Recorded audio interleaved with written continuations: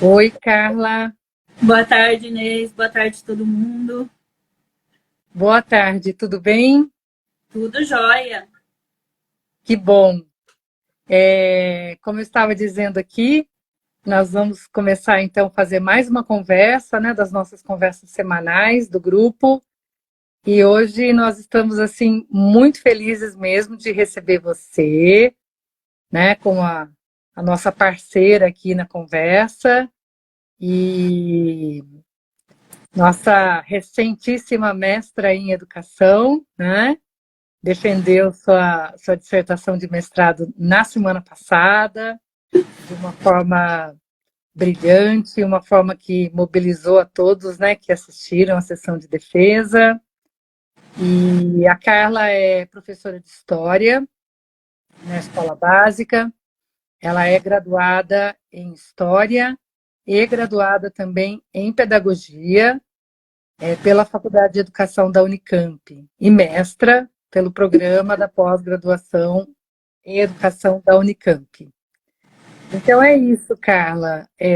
Gostaríamos de ouvir você sobre o seu trabalho, a sua experiência de pesquisa, a sua prática como professora de história e como é que você ressignifica, né, esse assunto tão importante que é o ensino de história da África e cultura afro-brasileira nas escolas. E o que que você traz para a gente em termos de resultado da investigação que você desenvolveu no seu mestrado? Então, vamos lá, né?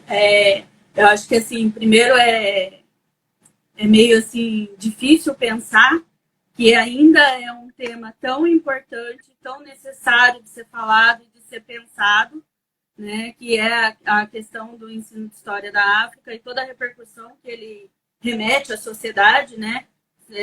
Quando eu comecei a elaborar o projeto de pesquisa, até mesmo no decorrer da pesquisa, a gente nem imaginava que a defesa, né, seria em meio a uma repercussão de casos de racismo tão grande assim recentes, né, no Brasil. Então é meio difícil pensar que a gente ainda precisa discutir e debater muito sobre esse tema, né? E a situação ainda fica mais agravada, né, quando, como resultado de uma pesquisa, de uma investigação, de como que esse tema está sendo abordado nos currículos, chega à conclusão de que ele não está, né, de que existe toda uma repercussão para não se evidenciar, né, um combate ao preconceito racial, ou até mesmo a valorizar, né, os aspectos mais importantes do ensino de história da África, né? Então, e tudo isso remete não só, né, a uma questão da tradição da disciplina escolar de história, né, que vem com o viés de um aspecto eurocêntrico, né? Toda a disciplina ela é construída lá no século XIX, com todo o embasamento por trás dos processos imperialistas, né, que vem do colonialismo e já do imperialismo, que remete, né, a sociedades que são tidas como inferiores, né, que no caso da pesquisa estava vinculada à história da África em si, né? Mas a gente também pode pensar que a Lei 10.639, 5 anos depois, ela passa por um processo e ela é incluída, né, mais uma sociedade que é a História e Cultura Indígena na Lei 11.645 de 2008, né? Sim, Então, assim, a gente precisa não só evidenciar, né, os negros, mas também como toda a multiplicidade de culturas e etnias que a gente tem dentro do Brasil. E é tão difícil que a gente ainda tenha que trabalhar com essas questões, né? sim. Então, quando eu fui fazer todo o percurso da pesquisa, né, eu procurei contestar, né, os princípios dessa historiografia tradicional, que é essa Uhum. visão eurocêntrica, e procurar, né, dentro da história, se existia alguma movimentação na historiografia que possibilitasse que a gente rompesse com esses padrões.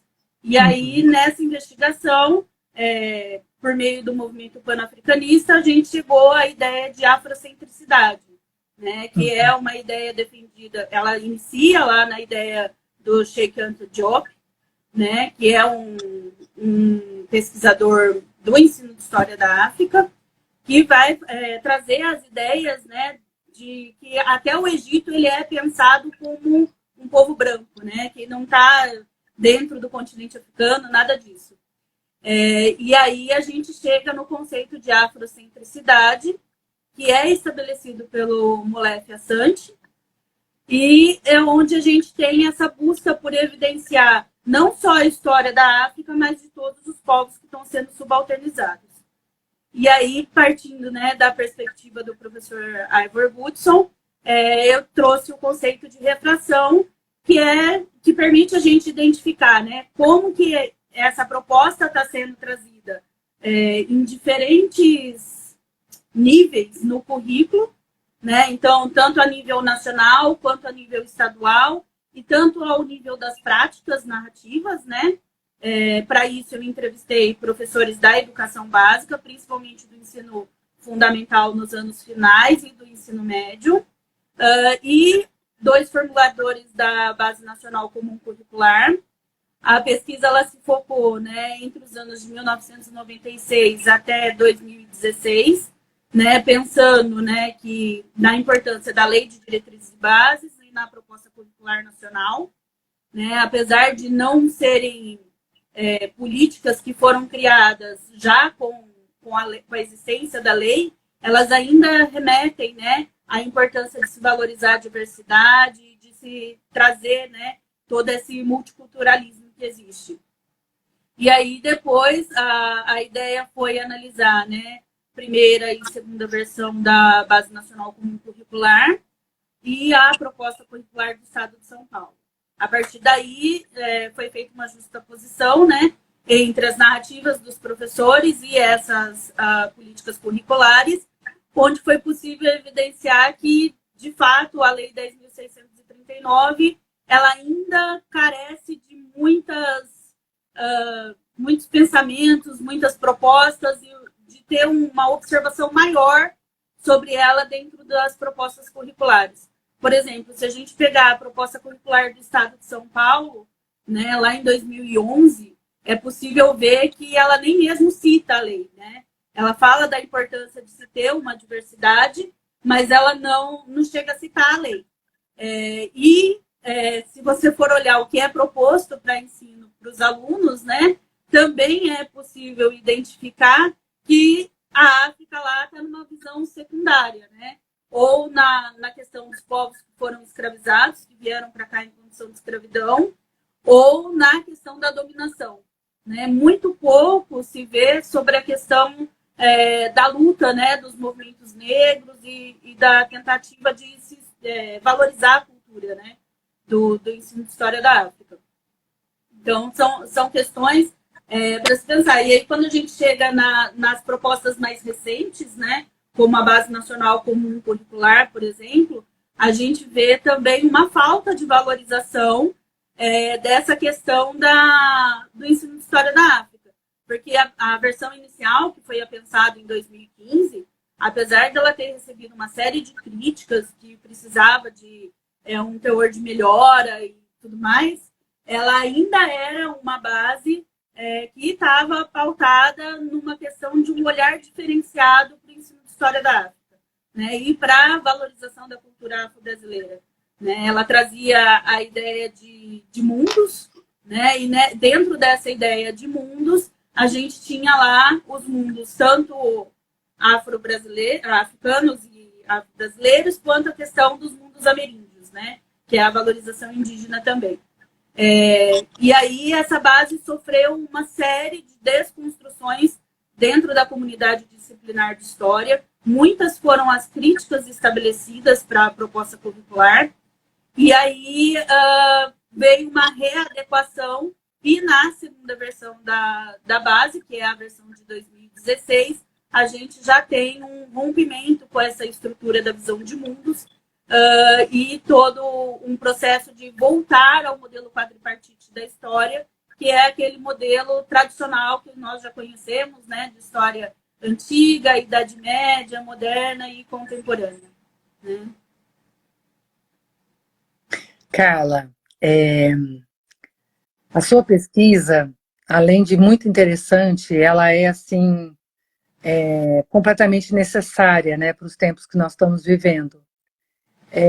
Uma coisa que me chamou bastante atenção e que muitas vezes eu tenho falado, inclusive, nas disciplinas da graduação, na licenciatura, na Unicamp, e também, né, quando a gente conversa com os estudantes da pós-graduação, uma coisa que eu tenho dito bastante é como as disciplinas escolares na escola brasileira, em maior grau ou menor grau, elas se organizam sempre olhando para a Europa, né? A gente encontra isso também no ensino de ciências, né? Não é diferente, né? Então, todas as disciplinas escolares, de alguma maneira, elas têm esse olhar voltado para a Europa, né? E eu acho, assim, muito relevante, eu gostaria de ouvir você falar um pouquinho mais sobre isso. Quando você menciona esse modelo quadripartite, que caracteriza a disciplina escolar História, né? Tem uma frase que você usa na sua dissertação que me chamou super atenção e eu fico sempre pensando nela, que é: falar da história antiga, medieval, é de fato falar da história da Europa, né? Mas é colocado uma outra adjetivação com base no tempo que naturaliza a história da Europa como se fosse a história universal, né? E nas primeiras versões da Base Nacional Comum Curricular, a equipe que trabalhou ofereceu resistência a essa perspectiva, como você mesmo acabou de dizer, trazendo esse conceito de mundos, né, para poder ter, então, uma outra lógica, né, na apresentação dos conhecimentos no campo da história, mas as resistências foram várias, né? E muitas vezes as resistências vieram até da onde nem se imaginava que pudesse vir, né? Eu me lembro da minha experiência participando, por exemplo, do Programa Nacional do Livro Didático, e eu acho que os últimos tempos que eu participei foi justamente coincidente com essa produção da primeira e da segunda versão da base, que nós tínhamos um ministro que é um professor universitário importante, né, que é do campo da filosofia, ou seja, é um acadêmico, e ele resistiu bravamente a essa perspectiva de romper com o modelo eurocêntrico da história, né, do ensino de história. Então, se você puder falar um pouco mais sobre isso, principalmente trazendo um pouco o que você ouviu nas entrevistas, né? As narrativas desses professores e mesmo dos formuladores das primeiras versões da BNCC. Quais foram as lições, né? O que você aprendeu na relação especificamente com esse aspecto, né? A tentativa de se romper com o modelo eurocêntrico do ensino de história, que afinal foi uma tentativa que não deu certo. Então, os formuladores da base, eles se colocam, né, as narrativas deles, né, são muito potentes com relação a essa questão, né? Dá até para perceber, a gente não julga, né? Mas dá até para perceber um tom de frustração por parte deles, né? De vir de setores assim menos esperados, né? Essas críticas, né? E geralmente são críticas que estão relacionadas a movimentos, como, por exemplo, escola sem partido, né? Se falava que existia uma pressão muito grande da sociedade, né? E desse movimento, né, que coloca nós, professores de história, né, como os professores extremamente políticos, envolvidos com uma imparcialidade ideologia, né? Grande, com ideologias e uma imparcialidade muito grande ao lecionar, né? Uhum. Como se a gente se vestisse, né, a todo momento de uma ideologia e entrasse na sala de aula e fosse só a nossa visão que valesse, né? Como se a gente não escutasse o que os alunos têm a dizer também e todo o processo de observação da sociedade e tudo mais. Então, assim, essas ideologias, essa ideia, né, de que todo professor de história defende, né, e veste a camisa de uma ideologia, também dificulta um pouco esse processo de mudança mesmo, né, de uma tradição disciplinar. E aí muitas pessoas, né, que não estão muito ligadas à história chegaram a fazer, né, discussões e assembleias, né, para poder definir, né, o que seria ou não estudado no ensino de história, né? Isso se tornou uma discussão pública, né? Não era só uma discussão da comunidade disciplinar em si, né? Isso foi muito triste de se ver. Sim. E, assim, os narradores, formuladores da base também apontaram que existia um movimento muito recorrente de autores de livro didático. Uhum. Né? Como a própria professora Flávia Caymmi falou na minha banca, né? O livro didático ele é quase que o currículo de história. Né? Muitos professores se apoiam muito no livro didático para poder lecionar. Né? E a tradição secular dos livros didáticos é trazer o modelo quadripartite da história. Então, a gente teve até, dentro das discussões da formulação da BNCC, houveram momentos em que autores de livros didáticos entraram para fazer a discussão do que seria ou não permitido se estudar dentro da história. Né? O que, de fato, acaba sendo até muito triste, porque fica mais difícil ainda da gente romper, né, com certas visões que não são só da comunidade, mas são também de uma sociedade que não consegue, parece que não consegue sair de um ciclo, né? De reprodução. Romper, né? Inteiro, né? Não consegue romper esses padrões. Sim, com certeza. Então, assim, foi bom você ter mencionado, né? Eu gostaria também de ressaltar isso. Nós tivemos a contribuição de 3 pesquisadores bastante importantes na área. A professora Débora Jeffrey, que deu toda a sua contribuição, né, no momento do exame da qualificação. A professora Débora Jeffrey é uma pesquisadora no campo da educação e é uma liderança também.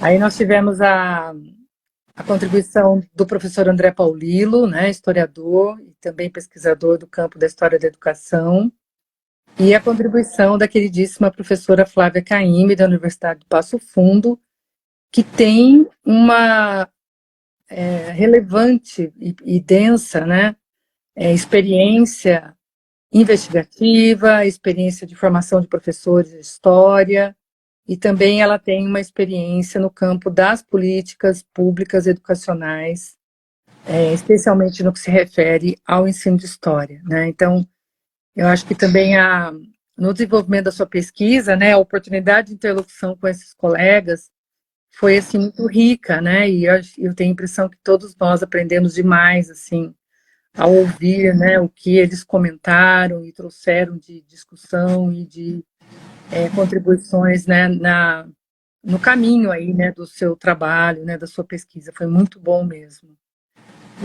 E é isso, você lembrando, né, a professora Flávia, quando ela menciona essa força, né, que o mercado do livro didático tem, nessa perspectiva curricular. Então, são tradições muito arraigadas, que têm várias camadas, né, várias dimensões, inclusive a questão da dimensão econômica, a questão dos interesses econômicos, né, para que determinadas coisas não mudem, né, e eu acho que esse cenário, né, das políticas curriculares, num país tão extenso territorialmente, tão plural culturalmente, um país que tem uma ampla, né, e vasta diversidade no que se refere aos aspectos históricos, aos aspectos culturais e também aos aspectos econômicos. O nosso país é um país de graves diferenças, né, em relação... Não, a palavra não é diferença, desculpa, eu usei a palavra errada.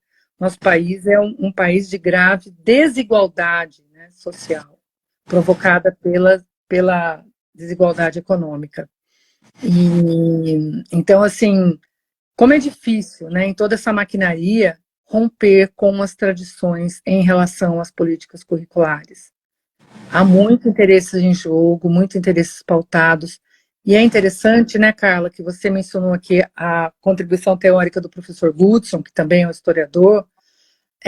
O professor Goodson, quando ele vai falar dessa possibilidade de nós compreendermos as políticas partindo do macro para o micro e também examinando em diferentes períodos históricos, né, como é que essas políticas elas são produzidas e como é que elas vão se modificando, a gente vai percebendo também, né, nessa forma de compreensão que o professor Goodson nos propõe, que as políticas elas sofrem desvios, né, essa é a ideia da retração, né, que você trouxe aqui. E que essa retração, esses desvios, eles são percebidos não só, né, no tempo, mas também nessa relação macro-micro. Então, imagina, né, uma lei que já foi promulgada 17 anos atrás, que é fruto de conquistas históricas, é uma lei também que vem no bojo, né, do período pós-redemocratização do país, né, em tudo que foi acontecendo em termos de organização de coletivos, de entidades. A gente tem a nossa Lei de Diretrizes e Bases, aprovada em 96, que representa também uma lei desse período pós-redemocratização. Então, a Lei 10.639, ela está nesse cenário, né? E tanto tempo depois, nós vamos vendo onde é que os desvios acontecem. Eu, como sua orientadora, vou dizer assim, quando você traz os dados e vai me contando, né, o que você foi ouvindo e o que você foi também lendo nos documentos, eu fiquei assim muito, muito, muito surpresa, porque você sabe, né, eu não sou do campo da história, quando você me contou, né, a constatação que na proposta curricular do Estado de São Paulo não há a mínima menção, né? Então a gente tem um programa chamado São Paulo Faz Escola, que começa em 2008. Esse programa São Paulo Faz Escola vira o currículo de São Paulo, né? Ganha força porque a Secretaria de Educação do Estado de São Paulo, nesse período, né, pós 2008, começa inclusive a produzir material didático, né? Isso, ouvindo o que a professora Flávia Caime falou, né? O material didático tem uma força muito impactante sobre as práticas curriculares.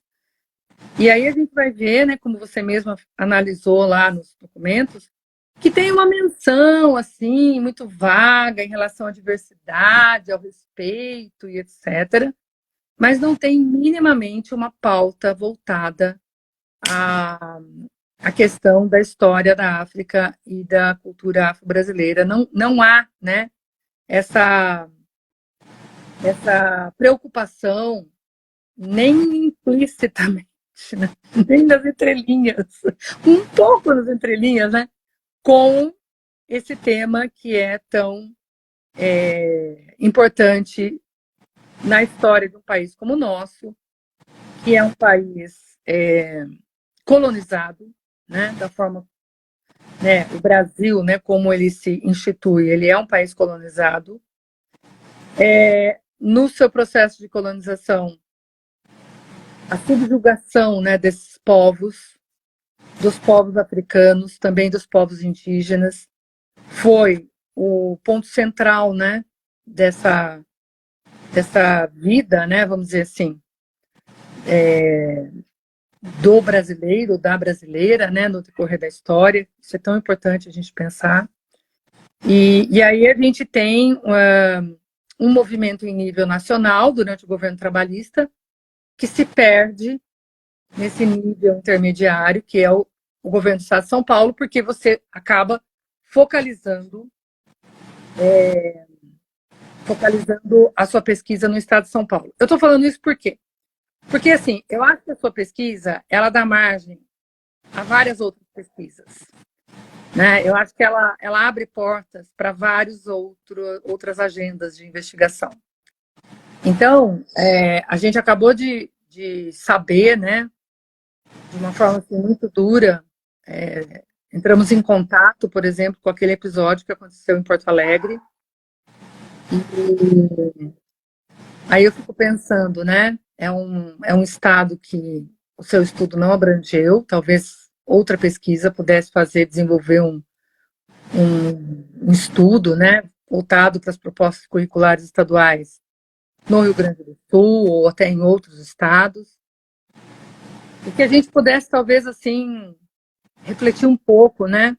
Qual é o papel da educação, né? Será que as preocupações com determinados temas na educação poderiam de alguma maneira transformar as relações no cotidiano, né? Acho que essa é uma grande e boa pergunta, porque quando quando todos nós, né, entramos em contato com a vida de um rapaz que vai fazer compras no supermercado, que é uma ação totalmente rotineira na vida das pessoas, né? Quase poderia dizer assim, não tem nada de mais nisso, fazer compras num supermercado. Sai de lá morto. Então, é aí que nós, educadores e educadoras, nos perguntamos, né?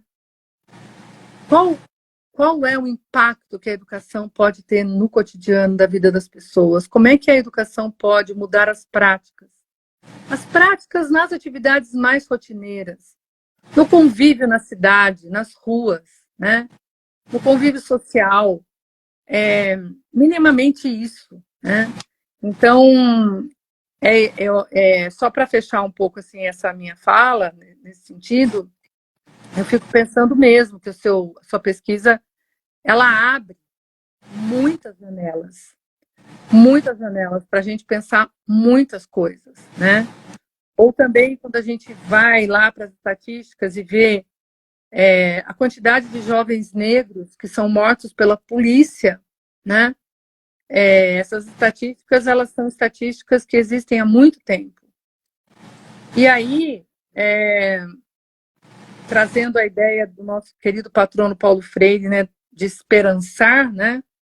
Onde será que fica essa nossa esperança que a educação possa, de alguma maneira, impactar as práticas institucionais, que tem a ver com a polícia, por exemplo, que tem a ver com outras instâncias, a ponto de serem superadas essas questões do racismo, né? Eu acho que isso é um ponto assim central que não pode ser mais escamoteado nem mais esquecido no nosso país, né? Nós precisamos dar essa virada, né? Nós precisamos efetivamente reagir em relação a isso e resistir e tentar de alguma maneira transformar as práticas pela via da educação, né? Eu acho que é isso que eu estou trazendo. E aí, você como professora de história, se bem que eu já falei, né, há uns minutos atrás, a gente está conversando com você que é professora de história e que está ali,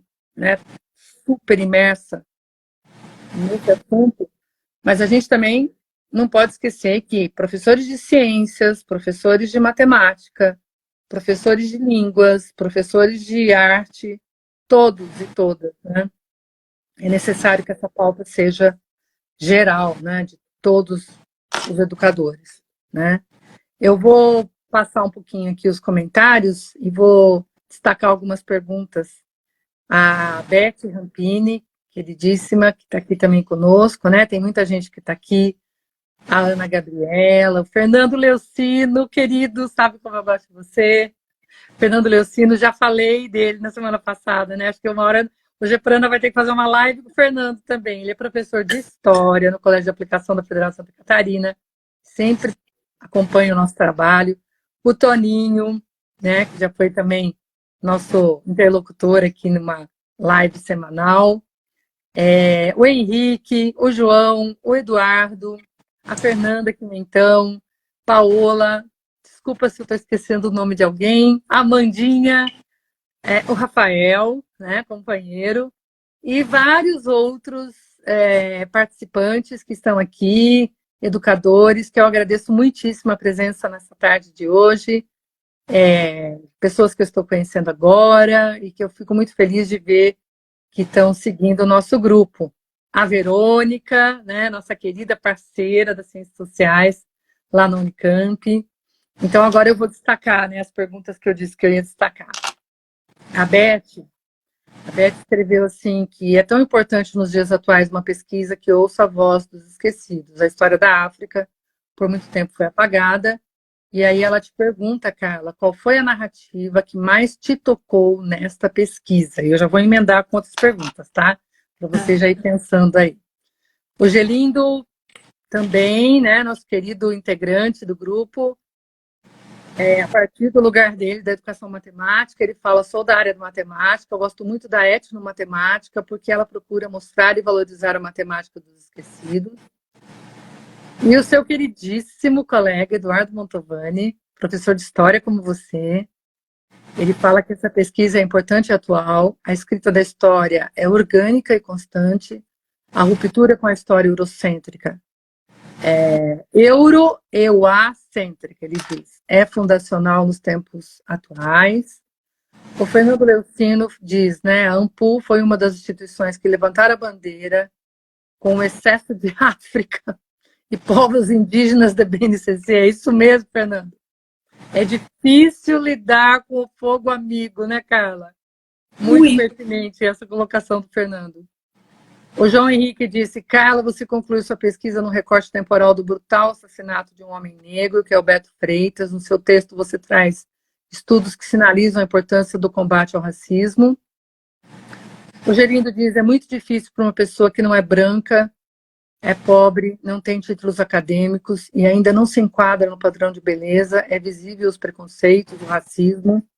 Portanto, a sua pesquisa traz à tona esse importante debate, principalmente pela potência das narrativas, que é o foco do nosso grupo, né? Nós estamos nos especializando há mais de 10 anos nos estudos narrativos. O João Henrique disse, ficamos perplexos com a omissão sobre o ensino da história e cultura afro-brasileira na proposta curricular do Estado de São Paulo, como eu também disse, né? Ele aí pergunta, né, considerando as dinâmicas da comunidade disciplinar de história e todo o conjunto das suas entrevistas, como você percebe a pauta do combate ao racismo na relação com o ensino de história? Aí a Paola falou, quando você comentou sobre a questão do Egito ser tratado como branco, me veio diretamente à mente como estão escritas as competências na BNCC. E essa competência em especial, aí ela menciona, né, uma competência aqui, onde está transcrito assim, identificar aspectos e processos específicos das sociedades africanas e americanas antes da chegada dos europeus, com destaque para as formas de organização social e o desenvolvimento de saberes e técnicas, né? Então, justamente a Paula está problematizando a forma como a terceira versão da BNCC acaba, de alguma maneira, né, dissolvendo a possibilidade de resistência. O Eduardo Mantovani diz, como já dizia o Rapa, todo camburão da polícia tem um pouco de navio negreiro. Mesmo a Paola, mesmo quando se fala sobre a sociedade americana, enxergamos o termo antes da chegada dos europeus, reforçando essa visão de branco salvador. Aí ela diz, muito obrigada pela sua pesquisa, né? Bom, de todos esses comentários, eu acho que tem a pergunta da Betinha, que é uma pergunta assim, bem especial, né? De tudo que você escutou, qual foi a narrativa que mais te tocou? Nossa, tiveram várias, viu? Acho que eu fui muito feliz na escolha dos meus entrevistadores, né? Vamos colocar assim. Porque eles me trouxeram um campo experienciável muito amplo, assim, né? Então, assim, eu tenho desde narradores que inicialmente falam assim, eu tenho uma formação muito sólida em história da África. E depois, quando ele começa a ressignificar a fala dele, ele fala, peraí, mas não é tão, assim, sólida, né? Porque quando eu vou para a sala de aula, isso no caso dos professores da educação básica, quando eu vou para a sala de aula, eu trago algumas coisas para os meus alunos e eles falam para mim, isso é besteira, eu não quero ouvir, ou isso é macumba, né? Ou um caráter muito pejorativo ao ensino de história da África. Por outro lado, lá nos formuladores da base também, eu também encontro assim, pessoas muito sensibilizadas, e aí eu até trago a ideia do Fernando Leucino, né? Com essa ideia do fogo amigo, né? Alguns entrevistadores dos entrevistados da base, dos formuladores, relataram até uma investigação na história de vida deles, né? Para desconstruir o que foi escrito. né? E isso por meio da Associação de História, né? Que deveria estar lá lutando junto com a gente, né? E mobilizando discussões ou processos com relação a isso, né? E essas discussões, pelo que eu pude acompanhar, né? Porque eu não trouxe em si as discussões da AMPU, mas dá para ver um caráter bem superficial nelas, né? É mais mobilizado a manter as tradições, né? O Goodson até justifica, né? Porque essas tradições que são mantidas na disciplina, elas provocam um padrão de estabilidade na disciplina, né? Não pode a gente observar ela como uma disciplina não científica ou não tão importante. E aí essa questão, né, da investigação da história de vida dos formuladores da base para desconstruir a propriedade deles, né, em falar sobre isso ou trazer até uma modificação no campo da história. E acho que a narrativa na questão dos professores de história assim, estão mais ligadas, o que me tocou mais mesmo foram narrativas mais ligadas ao preconceito racial e religioso, né? Uma das entrevistadas, ela chega a falar que teve um pai que brigou com ela por causa de um trabalho de escola, né? Ela deu um trabalho sobre diferentes religiões e uma das alunas ficou com as religiões africanas. E pela religião própria dela, ela optou por não pesquisar, né? E aí o pai foi na escola, discutiu com ela. Acho que essa foi uma das mônadas que me deixou mais chocada, assim, porque é muito difícil você pensar que por você ter uma religião, você não pode olhar e criar conhecimento sobre a religião do outro, né? E ainda trazendo um caráter de valor e de preconceito, né, no entorno, colocando como as religiões de matriz africana, religiões que foram feitas para fazer o mal, né, que são religiões envolvidas com o diabo, né, com o demônio. Então, acho que no campo das narrativas dos professores da educação básica, essa foi uma que me incomodou muito, assim, né? Deixa eu ver o que mais que tinha, né? Quando o Gelindo fala da etnomatemática, quando eu estava construindo, né, a pesquisa, numa das disciplinas da pós, eu tive contato com um professor de matemática, né, que era assim, um professor fantástico nas questões da etnomatemática. Né? Tanto que, por alguns momentos, ele até fez eu estremecer um pouquinho no pensamento de estudar o ensino de história da África na disciplina de história e não abordar outras disciplinas, né? Também quando eu fui fazer o levantamento bibliográfico, também pude perceber poucos estudos, mas ainda assim alguns estudos com relação à química, né? A história da África na química e, se eu não me engano, na geografia. Mas na geografia, por ser também meio que ligada às ciências da Terra e tudo mais, até dá para entender, né, na questão de lugar e espaço, vocês ainda uma proximidade com a história da África, mas na química, né, é tão europeizada assim, né, que é uma coisa surpreendente. A matemática também, né, é uma coisa surpreendente, porque história e geografia ainda trabalha, sociologia trabalha, mas colocando a África ainda num papel secundário, mas trabalha. Né? Agora, matemática, pensar em matemática, física, química, assim, fascinante. Então, cheguei até a dar uma estremecida assim, de caminhar por outras disciplinas e ver como isso é trabalhado nessas outras disciplinas. Mas aí eu me mantive firme com a minha relação com a história e decidi ficar. Claro, e que é uma contribuição para nós inestimável. Aí, assim, eu vou de novo contando os meus casinhos, né?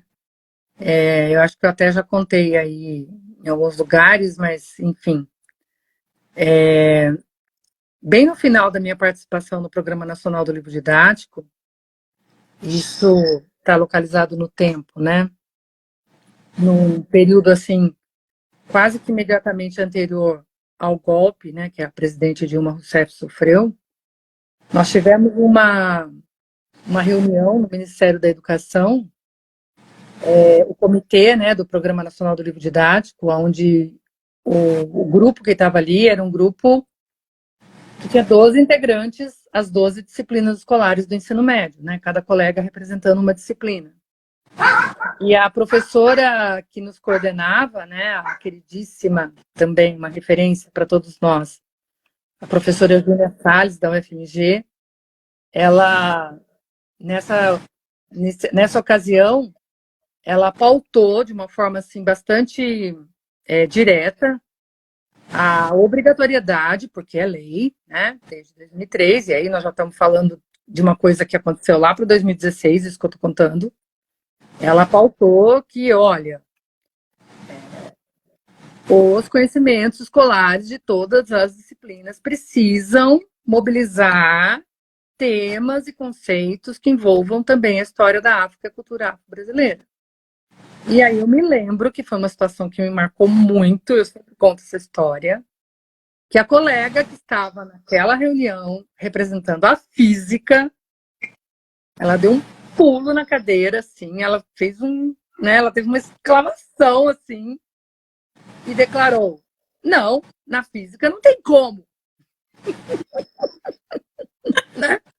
E aí, qual que é a sequência do comentário? Bom, na história, na geografia, na sociologia, acho que dá, mas na física não tem como.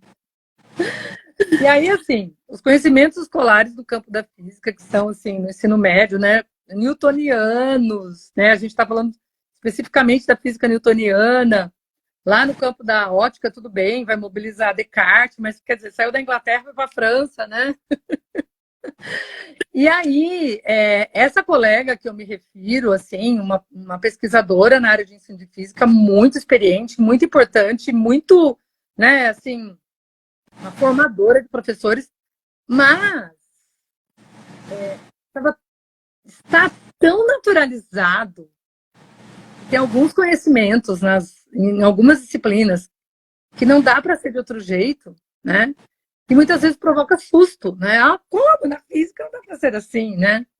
Então é importante a gente pensar sobre isso, sabe? É importante nós tirarmos, né, esse chão estável debaixo dos nossos pés para pensarmos outras formas de produzir conhecimento na sala de aula com os jovens e com as crianças, né? Outras narrativas. É aí que a ideia do Goodson da aprendizagem narrativa é sensacional, é potente, né? O Gelindo aqui, inclusive, estava perguntando, né? Ele falou dessa questão da força da aprendizagem narrativa no ensino, né? E na aprendizagem de história. Mas eu digo assim, não só de história, né?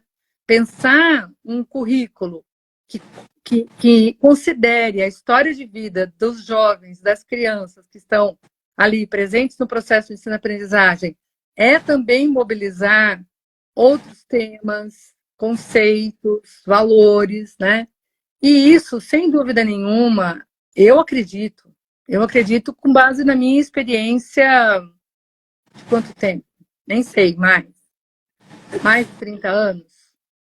Que fui professora de química na escola básica, que sou professora na universidade, eu acredito firmemente, sim, que em todas as disciplinas escolares é possível haver um diálogo com a história da África e a cultura afro-brasileira, né?